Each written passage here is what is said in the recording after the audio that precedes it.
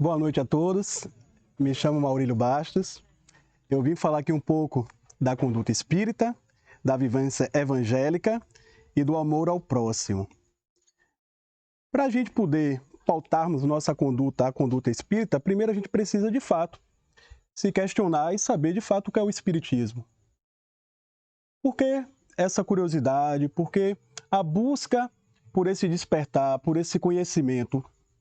O espírita ele tem por obrigação, de fato, estar buscando sempre o conhecimento.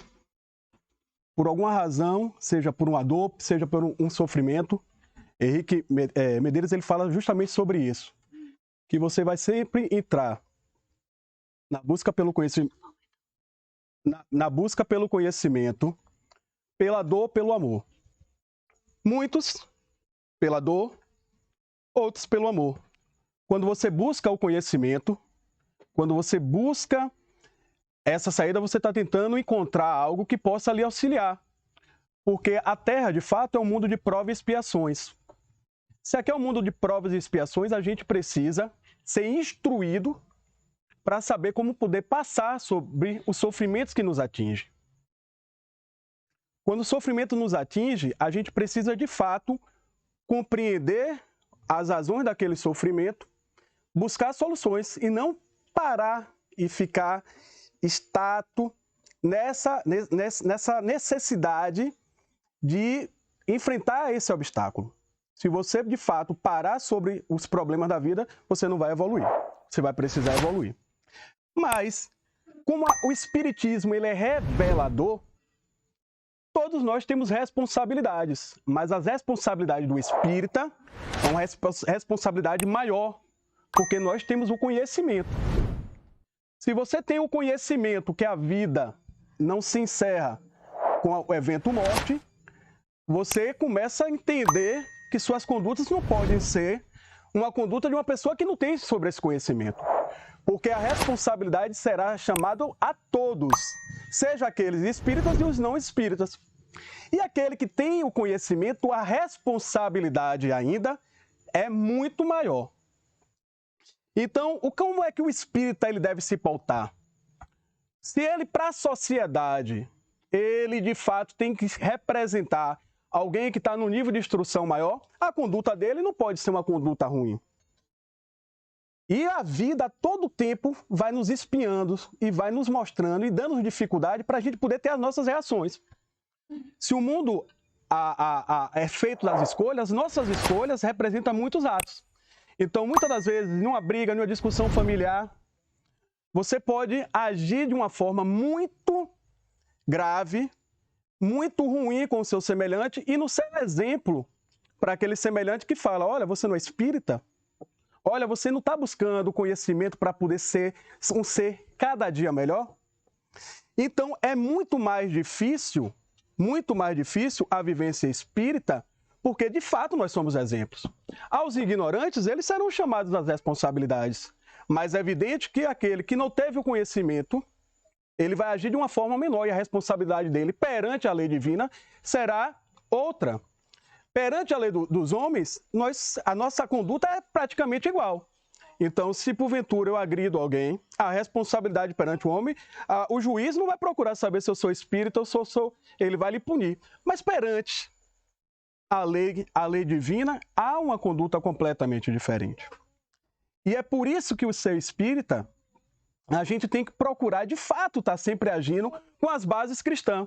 Porque é a base cristã que nos norteia, que nos dá um direcionamento. Quando você segue as palavras do Evangelho, que às vezes pode até parecer contraditórias, mas vai lhe dando um norte para as suas escolhas. Vai lhe dando, inclusive, o alento para as dificuldades da vida. Eu lembro que quando eu adentrei o Espiritismo, eu me sentia, de fato, eu tinha saído para poder estudar, morava fora, sempre criado aqui numa família no interior e tal, e aquilo ali me deixava muito mais desconfortável, muito mais procurando saber as respostas das minhas dores, e isso foi me dando muito mais inteligência para eu poder dizer, olha, realmente era importante eu ter esse conhecimento, passar pelo que eu estou passando, para eu poder amadurecer um pouco mais. Tem uma passagem, tem um fato que acontece nos Estados Unidos, que é um assassinato. chamado, é o caso de Green River, que é um assassino em série, que ele matou mais de 49 mulheres. Mulheres jovens, mulheres que tinham se afastado da família, ele simplesmente matava e jogava próximo a um rio, que esse rio era verde, daí o nome assassino de Green River. E nos Estados Unidos, quando ele foi descoberto, foi preso, e nos Estados Unidos, quando você vai para o tribunal, para o júri, é levado os familiares para poder confrontá-lo, o assassino. Então, muitas das pessoas chegavam lá e contavam: eu te odeio, você desgraçou a minha vida, com o assassino. Só que esse assassino ele era sociopata, e dizem que os sociopatas eles não refletem sentimentos, eles simplesmente são frios por natureza. E dentro dessa conduta, todos falavam: eu odeio, você vai pagar no mármore do inferno e tal. E tem inclusive um relato, foi filmado isso, né? E ele simplesmente agia com desdém. Ele agia simplesmente com frieza e com desdém daquelas pessoas que estavam o agredindo.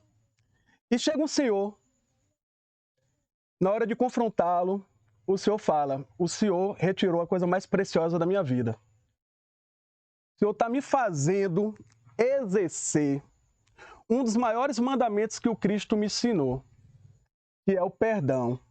As pessoas que estão aqui lhe odeiam, mas eu, seguindo o ensinamento cristão, o ensinamento tão difícil, em exercer algo que é tão difícil para mim, eu lhe perdoo. A reação do assassino foi tão e simplesmente chorar. Desafia todos os prognósticos da psicologia e ele simplesmente passa a chorar. Pois o ensinamento que ele poderia esperar de uma pessoa, que seria o quê? Agredi-lo e colocar, ele segue o ensinamento cristão e fala: eu vou seguir o que meu pai me ensinou, o que Cristo me ensinou, a lhe perdoar.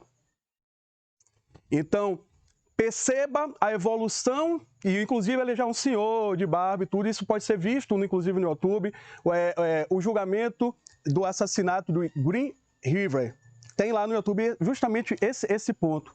E é engraçado que aquele ato ali faz com que a gente perceba que o ensinamento cristão ali, que é talvez um dos mais difíceis, que seria o do perdão. Então, a prática e o exercício do Espírito tem que estar sempre moldada no segmento cristão, no segmento, porque é isso que vai nos nortear, é isso que vai nos fazer pessoas melhores, ser humanos melhores. E nossas condutas como espírita, ela não pode sempre só estar se pautada no aqui e no agora. Se a gente simplesmente reconhece sobre o espiritismo e quer parar sem esse conhecimento para poder avançar, a gente vai ficar preso a um passado, não vai evoluir. A gente não retroage, mas também não vai evoluir. E se suas condutas são ruins, agora, acredite, em possíveis encarnações a gente vai manter esse débito para que a gente possa voltar e passar pelos ensinamentos. Porque toda vez que a gente age com ruindade, com um sentimento ruim, a gente vai acumulando atrasos espirituais ou necessidade de mais aulas espirituais. Para que a gente possa, de fato, avançar a planos espirituais mais evoluídos, a gente precisa, de fato, passar por esse processo de aprendizado, de conhecimento, para que a gente possa se transformar seres melhores.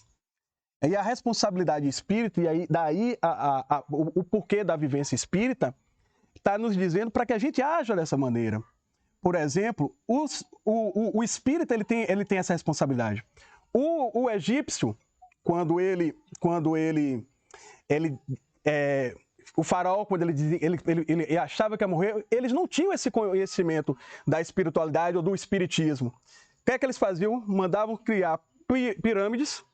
Dessas pirâmides, mandavam mumificar seu corpo e mandava juntar toda a sua riqueza, todo o seu patrimônio. Então é por isso que é comum dentro dos filmes, e quem puder, quem já assistiu, vai perceber que o faraó, na época, e inclusive na criação daquela pirâmide, ele mandava matar o engenheiro para que não descobrissem onde foi colocado a cripta dele, porque eles não tinham esse conhecimento espírita, eles acreditavam inclusive nessa vida pós-morte, mas eles não tinham, eles acreditavam que essa passagem, quando